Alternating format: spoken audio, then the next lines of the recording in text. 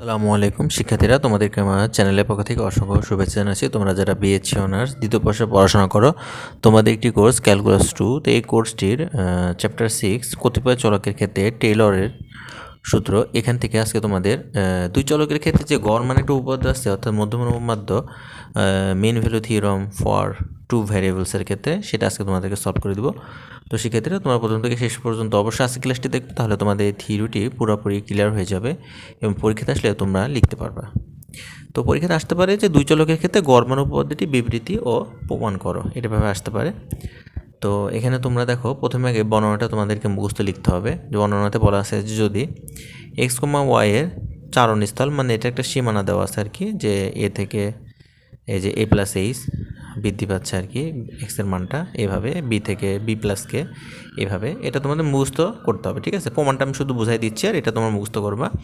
যদি x comma Y এর চারণস্থল a less than equal to x less than equal to a plus H comma b less than equal to y less than equal to b plus k, এ ফাংশনটা হচ্ছে x Y, যে দুই চলকের ক্ষেত্রে এজন্য একটা এক্স আর একটা ওয়াই ফাংশন, এবং এক্স ও ওয়াইয়ের সাপেক্ষে ইহার আংশিক ডেরিভেটিভ সসীম এবং অবিচ্ছিন্ন হয়, তবে গড় মান উপপাদ্য হতে আমরা পাই, বা গড় মান উপপাদ্যতে প্রমাণ করতে হবে যে যে F of A plus H comma B plus K equal to F of A comma B plus H del by del x plus K del by del Y F of X comma Y, এখানে টান দিবা লিমিটের মানটা, অর্থাৎ x আর ওয়াইয়ের মান, এখানে এর মান হচ্ছে এ প্লাস থেটা এইচ আর ওয়াইয়ের মান হচ্ছে বি প্লাস থেটাকে, যেখানে 0 থেকে থেটা বড় কিন্তু 1 থেকে ছোট। এটা এখন আমরা প্রমাণ করে দেখাবো, এই যে এটা আমরা বের করে দেখাবো, ঠিক আছে শিক্ষার্থীরা। তো এখানে শিক্ষার্থীরা আমরা প্রথমে হচ্ছে দেখো, মনে করি এক্স সমান ধরে নিব যে আমরা এক্স সমান এখানে ধরে নিব হচ্ছে এ প্লাস এইচ টি, এবং বি সমান আমরা ওয়াই সমান আমরা ধরে নিব বি প্লাস কেটি, এবং এটাকে আমরা এখন দেখো টি এর সাপেক্ষে অন্তরীকরণ করব, dx by dt equal to একে করলে 0 হয়ে যাবে, আর এখানে দেখো এইচটা ধ্রুব, আর আমরা টি এর সাপেক্ষে করতেছি, তাহলে টি কে করলে অন হবে, শুধু এখানে থাকবে কি এইচ। এবার দেখো ওয়াইটাকে আমরা টি এর সাপেক্ষে ডিফারেন্সিয়েশন করব, তাহলে বি কে করলে 0 হয়ে যাবে, আর কেটা এখানে ধ্রুবক, টি কে করলে হবে 1, তাহলে ডিওয়াই বাই ডিটি সমান হবে হচ্ছে কে, এটা আমরা এখানে বের করে রাখবো। এবার আমরা দেখো এখানে এখানে আমরা লিখব যে ফাই অফ 1, কারণ আমাদের লিমিটটা 0 থেকে 1 পর্যন্ত।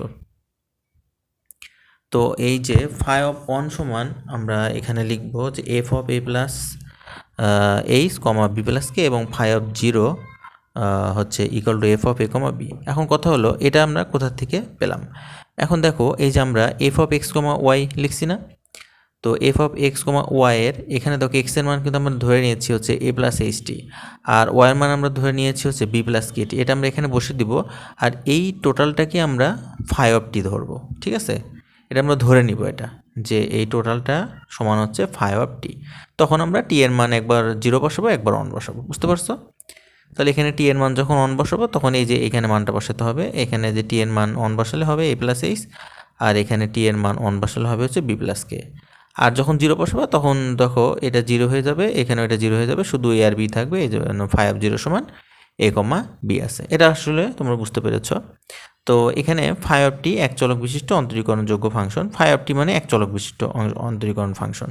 তো সুতরাং ফাই অফ টি এর জন্য 0 থেকে টি ব্যবধানে গড় মান উপপাদ্য হবে। এখন গড় মান উপপাদ্যটা আমরা কিন্তু এই টেইলর উপপাদ্য শিখছি না, ওইটার হেল্প নিয়ে আমরা এখানে একটু কাজ করতে পারি। যে গড় মান উপপাদ্য হবে এই যে ব্যবধিটা হচ্ছে 0 থেকে টি এর মধ্যে।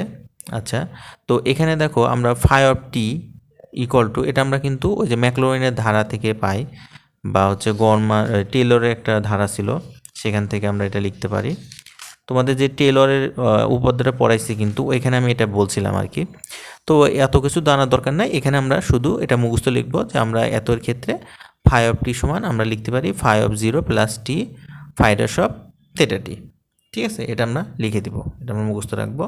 এখন এটাকে এখন আমরা কি করব, এটাকে এখন আমরা অন্তরীকরণ করব।